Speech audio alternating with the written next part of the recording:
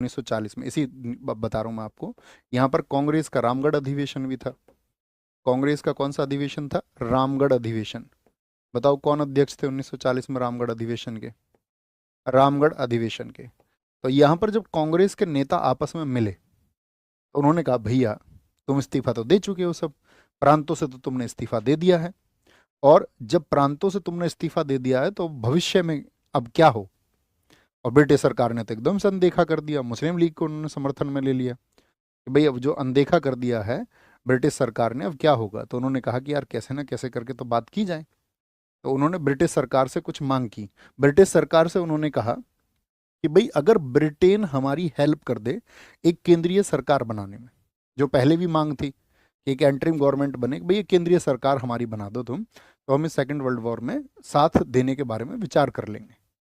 अब दूसरी स्थिति ये है कि ब्रिटेन को क्या सच में भारत की जरूरत थी? हाँ, बीच में तो ब्रिटेन को लगा कि शायद हमें जरूरत नहीं पड़ेगी भारतीयों की, लेकिन जब आपका फ्रांस के घुटने टिका दिए जर्मनी ने, जब जापान ने आपका इस चीज को बहुत ताकतवर तरीके से आगे बढ़ाया, सिंगापुर पर कब्जा कर लिया, मलेशिया, इंडोनेशिया, इन सब पर कब्जा कर लिया, रंगून, म्यांमार पर जापान की फौजें आगे बढ़ गईं, आपका अमेरिका अमेरिका का पर्ल हार्बर पर अटैक कर दिया जापान ने। जानते हो ना, पर्ल हार्बर एक जगह थी, वो एक मतलब नौसैनिक अड्डा था वहाँ, एयरफोर्स का भी एक अड्डा था, एयरफोर्स भी वहाँ पर रहती थी, उसको उड़ा दिया पर्ल हार्बर को। मतलब एयरफोर्स का मेनली अड्डा था वो, 1941 में उड़ाया उसको। तो यहाँ पर क्या हुआ, जापान एकदम से पावरफुल बन के उभरा, और जापान साथी था जर्मनी का। तो ब्रिटेन यहाँ पर युद्ध हारने की स्थिति में आने लगा। तो ये उस समय की शर्तें हैं। तो क्या हुआ, यहाँ पर ब्रिटिश सरकार लेकर के आती है एक अगस्त प्रस्ताव कि भाई कैसे भी इनको शामिल करो अपने साथ में। अगस्त प्रस्ताव, अगस्त प्रस्ताव, अगस्त रिजोल्यूशन। क्या बोलोगे? एक आया आपका अगस्त रिजोल्यूशन। ये अगस्त रिजोल्यूशन क्या है ये समझना है, यही तो हमको समझाना था आपको। हाँ जी, अगस्त रिजोल्यूशन, इसकी डेट लिखें सबसे पहले तो, किस डेट को आया था ये? इसकी डेट थी 8 अगस्त 1940। 8 अगस्त 1940 को ये आया, 40 को पेश हुआ, प्रेजेंटेड ऑन 8 ऑफ अगस्त 1940। किसने पेश किया था? लिनलिथगो ने। क्या कहता है लिनलिथगो? तो लिनलिथगो ने कुछ बातें की कि भाई ये अगर इनका सहयोग किसी तरह से हमको प्राप्त हो, तो उसने बोला कि भाई एक काम करते हैं, तुमको युद्ध के बाद, जब ये युद्ध खत्म हो जाएगा, अगर आप हमारा सहयोग करते हैं, युद्ध के बाद डोमिनियन स्टेटस देंगे, डोमिनियन स्टेटस देंगे। क्या कांग्रेस डोमिनियन स्टेटस इस समय पर मांग रही थी, हाँ या ना? या किस वर्ष में उसने इस मांग को तो उठाना ही बंद कर दिया था? युद्ध के बाद डोमिनियन स्टेटस। क्या बोलेंगे? After war, after war India will get, India will get dominion status, dominion status. एक ये चीज। दूसरा, वायसराय की कार्यकारिणी परिषद होती थी, आप सबको पता हो। वायसराय की कार्यकारिणी परिषद जो होगी उसमें भारतीयों को बढ़ाया जाएगा, यानी डिसीजन वहीं से होते थे सारे। तो कहे भैया कार्यकारिणी में भारतीयों को शामिल कर लेंगे। और बताओ, कार्यकारिणी में भारतीय शामिल, भारतीय शामिल होंगे। Indian will, Indian will include in, Indian will include, include in executive of, executive of viceroy, viceroy. युद्ध के बाद में संविधान सभा की मांग कर रहे थे। युद्ध के बाद, युद्ध के बाद संविधान सभा, युद्ध के बाद में क्या बनेगी? एक संविधान सभा बनेगी। और पहली बार ब्रिटिश सरकार की तरफ से एक्सेप्ट किया गया, नहीं इन्होंने कभी एक्सेप्ट ही नहीं किया था कि संविधान सभा भी होगी। युद्ध के बाद में क्या बोलोगे? Constituent assembly, constituent assembly, constituent assembly, assembly after, after war. चौथी बात इन्होंने क्या की यहाँ पर? एक युद्ध सलाहकार परिषद का गठन होगा। युद्ध सलाहकार परिषद का गठन, युद्ध सलाहकार परिषद का गठन होगा। Formation of war advisory council, formation of war advisory council, इसका गठन होगा। एक और बात इन्होंने की यहाँ पर, एक मुख्य बात और थी, अल्पसंख्यक जितने भी हैं इस देश में उनके अधिकारों को सुरक्षित रखा जाएगा, उसके बारे में विचार कर लेंगे युद्ध के बाद में। सब चीज़ों को कह रहे हैं युद्ध के बाद में। अल्पसंख्यकों के अधिकार अधिकार सुरक्षित होंगे, अल्पसंख्यकों के अधिकारों को सुरक्षित करने के बारे में विचार किया जाएगा, सुरक्षित होंगे। ठीक है, क्या बोला? Right of minorities, right of minorities, minorities minorities will protected, will protected. अब मुझे एक बात बताओ, यहाँ पर देखिए, अभी युद्ध चल रहा है, हमारी डिमांड क्या है कि भाई ये केंद्रीय सरकार बना दो। हमारी सरकार अपने आप तय करेगी कि युद्ध में हम आपके साथ हैं या नहीं हैं, कितना सहयोग देना है। और देखिए, एक बार आप हमको आज़ाद करके देखिए, भारत अगर साथ देने का वादा करता है किसी देश का, तो ये दुनिया जानती है कि भारत जो है अपने शब्दों को उस समय पर अगर वो वादा कर रहे थे तो निभाते या नहीं निभाते। आप बताइए, अगर हम ब्रिटेन से ये वादा कर देते कि आप हमें अभी स्वतंत्र कर दीजिए, घोषणा कर दीजिए, और एक अंतरिम सरकार हमारी गठन कर दीजिए, और एक संविधान के लिए एक सभा बन जाए, तो हम अपने वादे को निभाते या नहीं निभाते?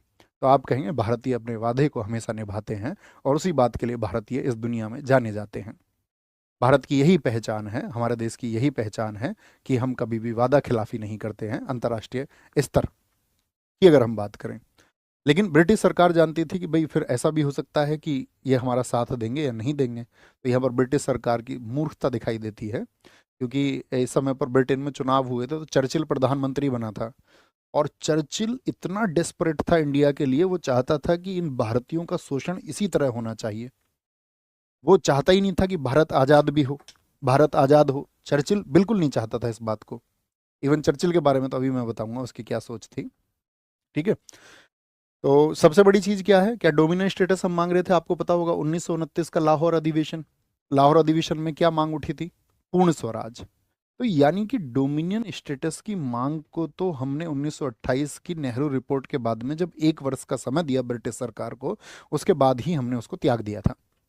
और उसके त्यागने के बाद में लाहौर अधिवेशन 1929 में नेहरू जी ने मांग की थी पूर्ण स्वराज की, उनकी अध्यक्षता में। और तब से तो हमको एक कंप्लीट इंडिपेंडेंस चाहिए था।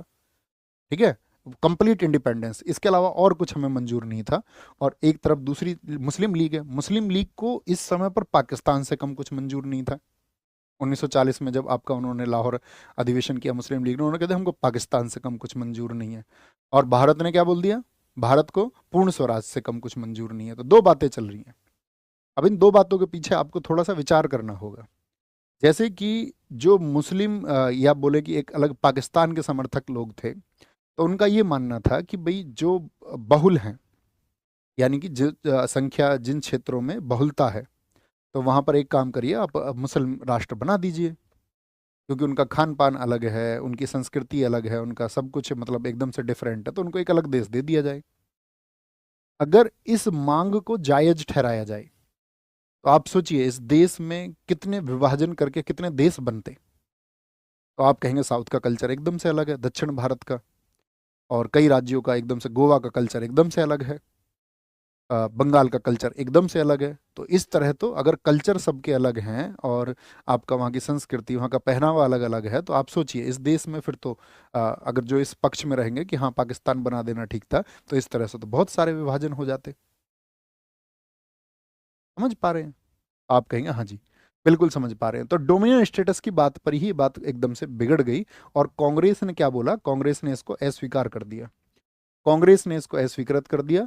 और क्योंकि यहाँ पर अल्पसंख्यकों के अधिकार, अल्पसंख्यक का मतलब क्या होता है? माइनॉरिटीज। तो हिंदुओं के अलावा जो सब थे देश में वो माइनॉरिटीज थे। तो इन्होंने बोला अल्पसंख्यकों के अधिकार सुरक्षित करने के बारे में विचार करेंगे। तो यहाँ पर मुस्लिम लीग भी नाराज हो गई इस बात से कि भाई कोई श्योरिटी नहीं है प्रॉपर एकदम से। तो यहाँ पर कांग्रेस क्या हो गई थी? कांग्रेस एकदम से असहमत हो गई थी। कांग्रेस ने इसको क्या कर दिया था? अस्वीकृत कर दिया था।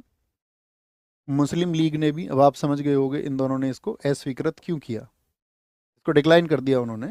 तो इस अस्वीकृति के पीछे एक स्टेटमेंट आया नेहरू जी का। नेहरू जी ने कहा कि ये जो तुम कह रहे हो ये सब, ये एक जंग लगी कील के समान है, it is like a rusty nail. ये किसने कहा था? नेहरू जी ने कहा था। तो यहाँ पर नेहरू जी का कथन लिख लेना। दो कथन आए थे दरअसल में नेहरू जी के इसके बारे में। नेहरू जी ने कहा, क्या कहा था? नेहरू जी ने कहा, यह दरवाजे में लगी, यह दरवाजे में लगी लगी जंग, या दरवाजे में लगी नहीं, सही तरीके से लिखिए, दरवाजे में जंग लगी कील के समान है, जंग लगी कील के समान है।